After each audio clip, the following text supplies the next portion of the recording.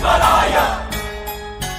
Gauri सुताय करुणाकराय Dhumravarna Ekdant गणनायकाय